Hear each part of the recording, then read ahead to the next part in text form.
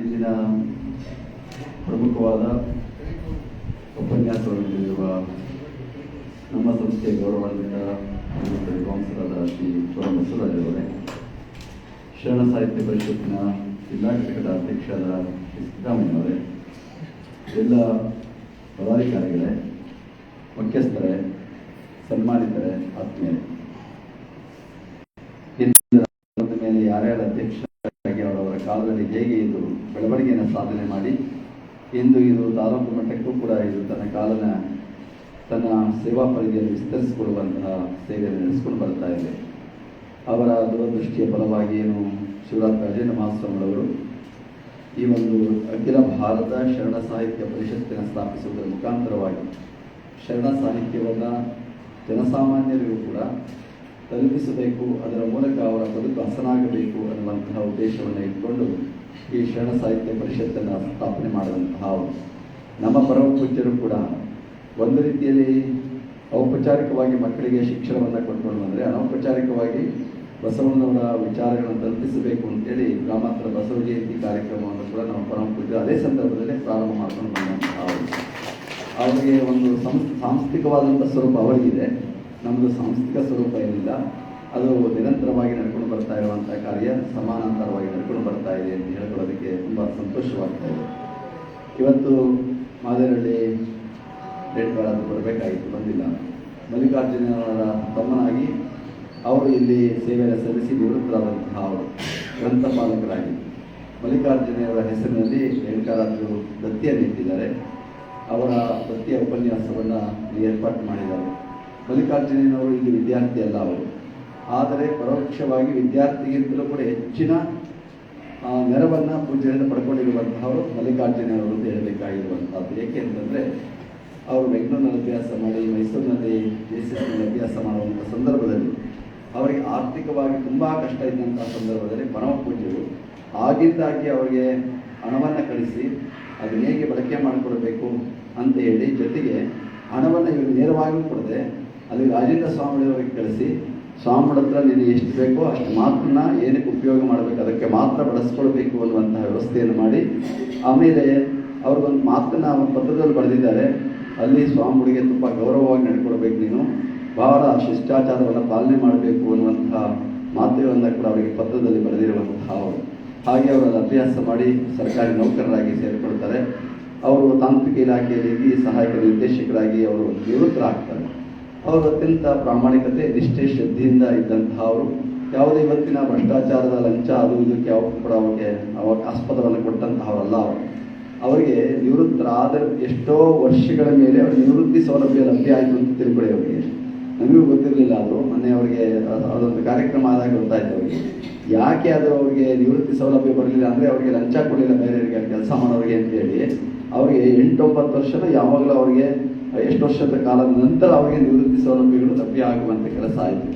ಆ ರೀತಿಯಲ್ಲಿ ಅವರು ಆ ಒಂದು ಶ್ರದ್ಧೆಯನ್ನು ಇಟ್ಕೊಂಡಂತಹ ಅವರು ಪರಮ ಪೂಜ್ಯರು ಅವರಿಗೆ ಬಹಳಷ್ಟು ಪತ್ರಗಳನ್ನು ಬರೀತಾ ಇದ್ದಾರೆ. ಆವಾಗ ಕೂಡ ಪತ್ರ ಇವತ್ತು ನಮ್ಮ ಶಿವಪುರ ತಂದ ಒಂದು ಪತ್ರನೂ ಕೂಡ ಅಂಥ ಪತ್ರಗಳು ಇವತ್ತು ಸಾವಿರಾರು ಪತ್ರಗಳು ಇವತ್ತಿನ ಪತ್ರ ಬರೆಯೋಕ್ಕಾಗಲ್ಲ ಬಿಡಿ, ಯಾರು ಬರೀತಾನಿಲ್ಲ, ಯಾರು ಬರೆಯೋದು ಇಲ್ಲ.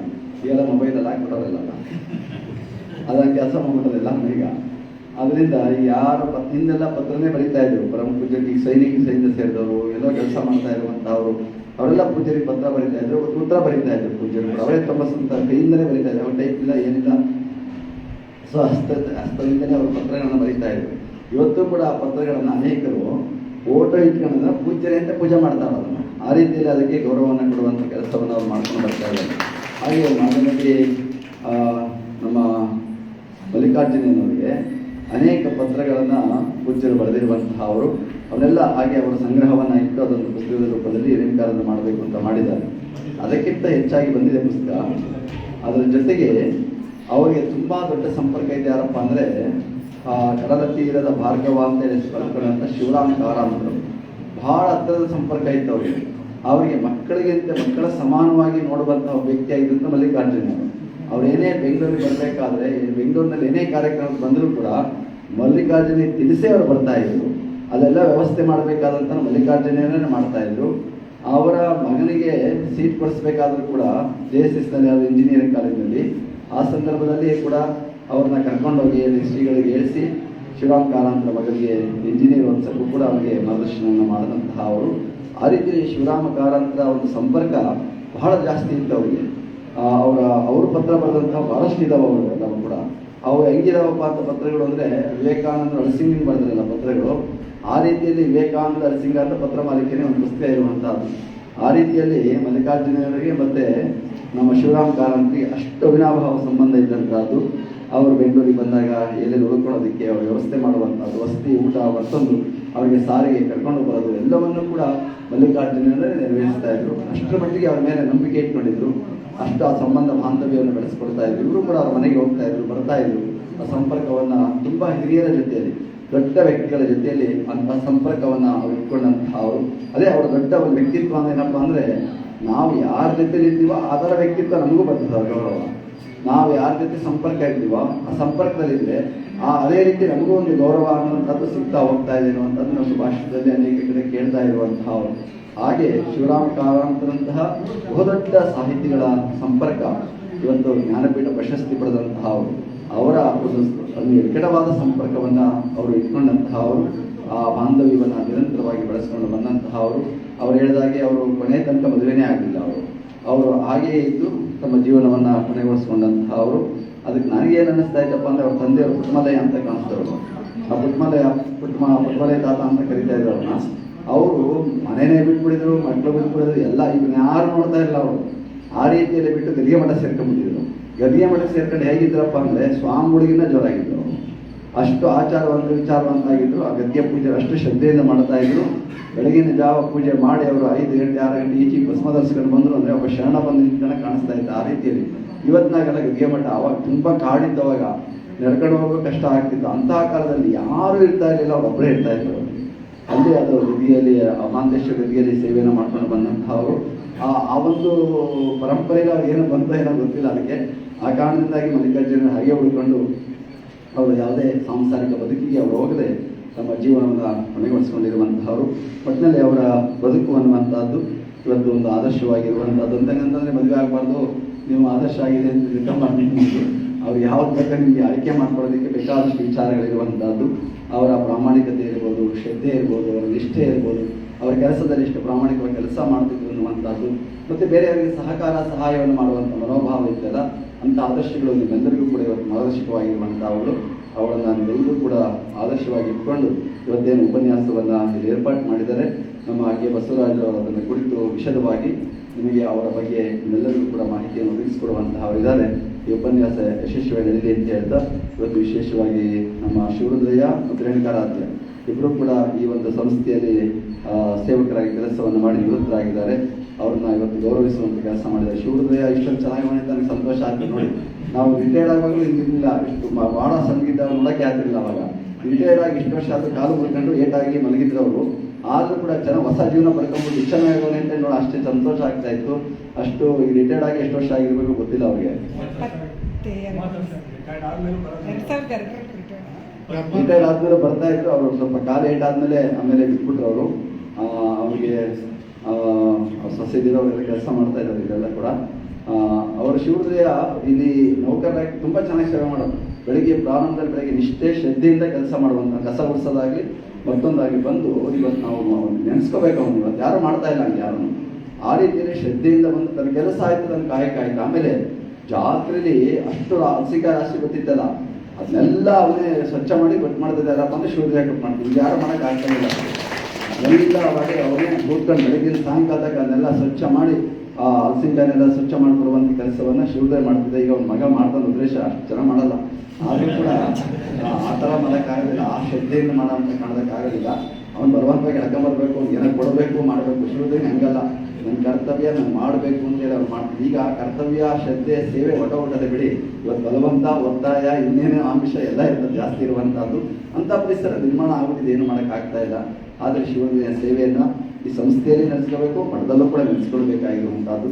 ಆ ರೀತಿಯಲ್ಲಿ ಸೇವೆ ಸಲ್ಲಿಸಿ ಶಿವರುದ್ರಯ್ಯ ನಿವೃತ್ತರಾದಮೇಲೆ ಇವತ್ತು ಅಂತ ನನಗೆ ಭಾಳ ಸಂತೋಷ ಆಯಿತು. ನೋಡಿರಲಿಲ್ಲ, ಭಾಳ ದಿವಸದಿಂದ ಕಾಲು ಕೊಂಡಾಗಿಂದಲೂ ಕೂಡ ಮನೆ ಸಮಸ್ಯೆ ಇದೆ, ಬಗೆಹರಿಸ್ಕೊಳ್ತಾರೆ.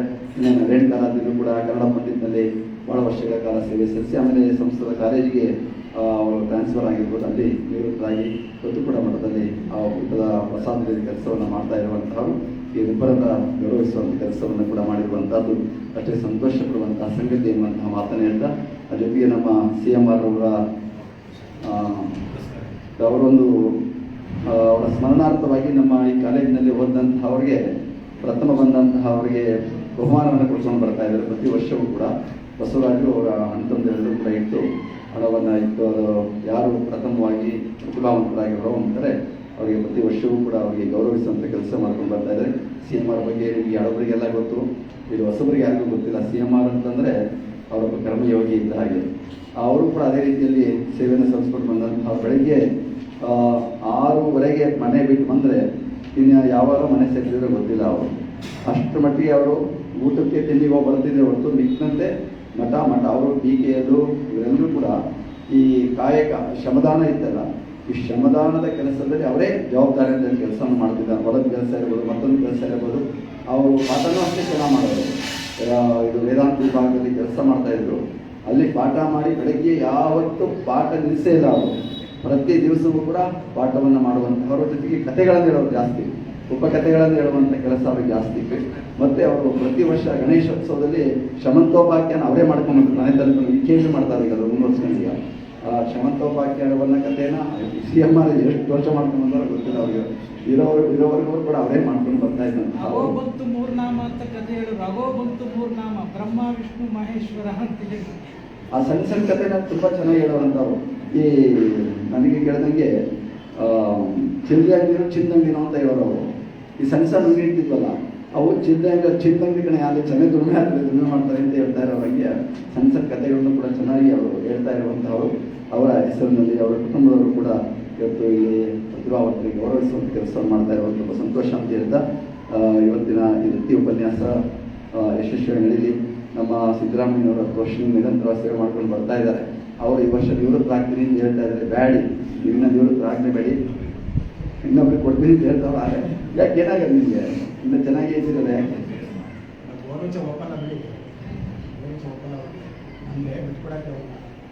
ನಾವೇ ಬಿಡಬೇಡ ಅಂತ ಹೇಳ್ತಾ ಇದ್ದೀವಲ್ಲ. ಆ ಬಿಟ್ಕೊಟ್ರು ಕೂಡ ಈಗ ಕ್ರಿಯಾಶೀಲವಾಗಿ ಕೆಲಸ ಮಾಡೋದು. ಈಗ ಸಂಸ್ಥೆ ಮುಂದುವರಿಬೇಕಾದ್ರೆ ಈ ಥರ ಚಟುವಟಿಕೆಯಿಂದ ಇಟ್ಕೊಂಡು ಕೆಲಸ ಕಾರ್ಯಗಳನ್ನು ಮತ್ತು ಆಗಿಂದಾಗಿ ಇಂತಹ ಚಟುವಟಿಕೆಗಳನ್ನು ಮಾಡ್ತಾ ಇದ್ದರೆ ಸಂಸ್ಥೆಯ ಬೆಳವಣಿಗೆ ಸಾಧ್ಯ ಆಗೋದಂತ ವರ್ಷದಲ್ಲಿ ಒಳ್ಳೆಯ ಕೆಲಸಗಳನ್ನು ಮಾಡಿ ನಮ್ಮ ತುಮಕೂರಿನ ಶರಣ ಸಾಹಿತ್ಯ ಪರಿಷತ್ತು ಭಾಳ ಚಟುವಟಿಕೆಯಿಂದ ಕೆಲಸ ಮಾಡ್ತಾ ಇದೆ. ಶರಣ ಸಾಹಿತ್ಯದ ಕೆಲಸವನ್ನು ಉತ್ತಮವಾಗಿ ಮಾಡ್ತಾ ಇದೆ ಅನ್ನೋ ಹೆಸರು ಪಡ್ಕೊಂಡಿದೆ. ಅದಕ್ಕೆ ಸಿದ್ದರಾಮಯ್ಯನವರು ಮತ್ತು ಅವರ ತಂಡ ಬಹಳ ಎಲ್ಲರೂ ಕೂಡ ಅಷ್ಟೇ ಕ್ರಿಯಾಶೀಲವಾಗಿ ಕೆಲಸವನ್ನು ಮಾಡ್ಕೊಂಡು ಬರ್ತಾ ಇದ್ದಾರೆ. ಅವರಿಗೆ ಇವತ್ತು ನಾನು ಅಭಿನಂದಿಸ್ತಾ ಈ ಒಂದು ವೃತ್ತಿ ಕಾರ್ಯಕ್ರಮಕ್ಕೆ ನಮ್ಮ ಎಲ್ಲ ಸಂಸ್ಥೆಗಳು ಕೂಡ ಸಹಕರಿಸಿರುವಂಥವರು ನಿಮ್ಮೆಲ್ಲರ ಸಹಕಾರ ಇದೇ ರೀತಿ ಸಾಹಿತ್ಯದ ಮೇಲೆ, ಶರಣ ಸಾಹಿತ್ಯದ ಮೇಲೆ ಇರಲಿ ಅಂತ ಹಾರೈಸ್ತಾ ಜೊತೆಗೆ ನೆನಪು ಕೂಡ ಉದ್ಘಾಟನೆಯನ್ನು ಮಾಡಿದ್ದಾರೆ. ಈಗಾಗಲೇ ಅವ್ರು 4-5 ದಿವಸದಿಂದ ಬಂದಿಲ್ಲ, ಹುಷಾರಿಲ್ಲ ಅವ್ರಿಗೆ. ನನಗೆ ಬರಲ್ಲ ಅಂತ ಹೇಳಿದೆ, ಬರಲಕ್ಕೆ ನಾವು ಬೇರೆ ಹುಷಾರಿಲ್ಲ ಅಂತ ಹೇಳ್ತಿದ್ದೆ. ಅಲ್ಲೇ ಬಂದೇ ಬಿಟ್ಟವ್ರು ಹಿಂದೆ.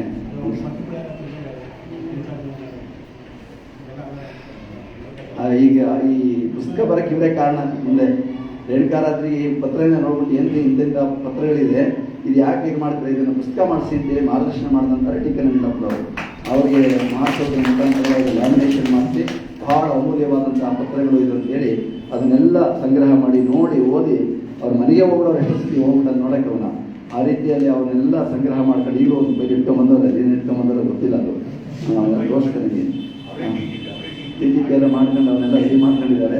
ಅವರು ಪುರಾಣ ಬಿಡಿ, ಅವ್ರ ಕಷ್ಟ, ಅವ್ರ ಹತ್ರ ಮಾತಾಡೋದು ಕಷ್ಟ, ಕೇಳೋದು ಕಷ್ಟ. ಎರಡೂ ಕಷ್ಟನೇ ನಿಮಗೆ. ಏಳುಗಡೆ ಅನ್ನೋದು ಕಷ್ಟ, ಏಳು ಅನ್ನೋದು ಕಷ್ಟ ಅವ್ರಿಗೆ. ಆ ರೀತಿಯಲ್ಲಿ ಅವ್ರಿಗೆ ಅವೆಲ್ಲ ಅವರು ಮುಂದೆ ಇರುವಂಥವ್ರು ಇದ್ದಾರೆ. ಅವರ ಉದ್ಘಾಟನೆಯನ್ನು ಮಾಡಿ ಮಾತನಾಡುವಂಥವ್ರ ಜೊತೆಗೆ ವಿಶೇಷವಾಗಿ KB ಅವರಿಗೆ ಎಲ್ಲವೂ ಮಾಹಿತಿ ಇದೆ. ಅವರು ಮಠದ ಬಗ್ಗೆ, ರೇಣುಕಾರಾತ್ರಿ ಬಗ್ಗೆ, ಮಲ್ಲಿಕಾರ್ಜುನರ ಬಗ್ಗೆ ಪ್ರತಿಯೊಂದು ಅವರಿಗೆ ಗೊತ್ತಿರುವಂಥದ್ದು ಎಲ್ಲ ವಿಚಾರವನ್ನು ಸಮಗ್ರವಾಗಿ ತಿಳ್ಕೊಂಡಿರುವಂತಹ ಒಬ್ಬ ವಿದ್ವಾಂಸರು ನಮ್ಮ ಮುಂದೆ ಇದ್ದಾರೆ ಅಂತಂದರೆ ಕೆ ಬಸವರಾಜ್ ಅಂತ ಹೆಮ್ಮೆಯಿಂದ ಇರಬೇಕಾಗಿರುವಂಥದ್ದು. ಯಾವಾಗಲೂ ಕೂಡ ನಮ್ಮ ಮಠದ ವಿದ್ವಾಂಸರಿದ್ದಾರೆ ಯಾರಪ್ಪ ಅಂದರೆ ಅವ್ರ ಕಡೆ ಬೆಟ್ಟು ತೋರಿಸುವಂಥದ್ದು ಕೆ ಬಸವರಾಜ್ ಅವರು ಇವತ್ತು ಉಪನ್ಯಾಸವನ್ನು ನೀಡುವಂಥವರಿದ್ದಾರೆ. ವಿಶ್ವಾಸವನ್ನು ಕೂಡ ಮಾತನಾಡುವಂಥವರಿದ್ದಾರೆ. ಪ್ರತಿಷ್ಠಾನಕ್ಕೆ ಉಪಾಧ್ಯಕ್ಷ ಮಾಡ್ಕೊಳ್ಳೋದು ಏನು ಕೆಲಸಕ್ಕಾಗಿಲ್ಲ, ಹೆಸರಿಗಾಗಿ ಉಪಾಧ್ಯಕ್ಷ ಮಾಡ್ಕೊಂಡು ಅಷ್ಟೇ, ಇನ್ನೇನು ಏನಿಲ್ಲ. ದುಡ್ಡು ಕೊಟ್ಟಿದ್ರೆ ಮಾಡ್ಕೊಂಡಿರೋ ದುಡ್ಡೇನ ಕೊಟ್ಟಿದ್ದೀರ ಸರ್, ಏನು ಹೆಸರಿಗೆ ಅಷ್ಟೇ ಅದೆಲ್ಲ. ಅದರಿಂದ ಅವ್ರಿಗೊಂದೇನೋ ಒಬ್ಬ ಸ್ಥಾನ ಕೊಟ್ಬಿಟ್ಟು ಅವ್ರ ಪ್ರತಿಷ್ಠಾನ ಅವರಿಗೆ. ಅದಕ್ಕಾಗಿ ಅವ್ರ ಕೆಲಸ ಇದೆ, ನನಗೆ ಗೊತ್ತಿಲ್ಲ, ಅದಕ್ಕೆ ಬಂದರೆ ಇವರು ಇದು ಗೊತ್ತಾಗಿಲ್ಲ ಅವರು ಕೂಡ ಕರೆದಿದ್ದಾರೆ. ಅದಕ್ಕೆ ಅವ್ರ ಪ್ರತಿಷ್ಠಾನದಲ್ಲಿ ಉಪಾಧ್ಯಕ್ಷರಾಗಿ ಕೆಲಸ ಮಾಡ್ತಾ ಇದ್ದಾರೆ. ಇನ್ನು ರೇಣುಕಾರಾದ್ರು ಬರಬೇಕಾಗಿತ್ತು, ಅವರ ಮಗ ಜಗದೀಶ್ ಬಂದಿದ್ದಾನೆ. ಒಟ್ಟಿನಲ್ಲಿ ಇವೆಲ್ಲ ಈ ಒಂದು ಕಾರ್ಯಕ್ರಮದಲ್ಲಿ ಸಕ್ರಿಯವಾಗಿ ಇನ್ನು ಶಿಕ್ಷಕರು ಬರಬೇಕಾಯ್ತು, ತುಂಬ ಕಡಿಮೆ ಇದ್ದಾರೆ. ನನಗೆ 2 ಶಾಲೆಯ ಶಿಕ್ಷಕರು ಇಷ್ಟೇ ಜನ ಅಂತ ಅನ್ನಿಸ್ತಾ ಇದೆ ನನಗೆ. ಬಹಳ ಜನ ಶಿಕ್ಷಕರು ಬಂದೇ ಇಲ್ಲ, ಅರ್ಧ ಜನ ಶಿಕ್ಷಕರು ಬಂದಿಲ್ಲ. ಮುಖ್ಯ ಶಿಕ್ಷಕರು ಏನು ಮಾಡ್ತಾ ಇದ್ದಾರೋ ಗೊತ್ತಿಲ್ಲ ನನಗೆ, ನೋಡ್ಕೋಬೇಕು ನೀವು. ಅಟ್ಲೀಸ್ಟ್ ಇಂಥ ಕಾರ್ಯಕ್ರಮಗಳು ಬಂದಾಗ ಕೂಡ ಅವರೆಲ್ಲರೂ ಹಾಜರಾಗಿರಬೇಕು. ಇವೆಲ್ಲ ಇಂಥ ಕಾರ್ಯಕ್ರಮದಲ್ಲಿ ಸಕ್ರಿಯವಾಗಿ ಪಾಲ್ಗೊಳ್ಬೇಕು, ಇದರ ಯಶಸ್ವಿಗೊಳಿಸಲಿ ಅಂತ ಹೇಳ್ತಾ ನಿಮ್ಮೆಲ್ಲರಿಗೂ ಶುಭ ಒಳ್ಳೆ ಮಾತು. ನಮಸ್ತೆ.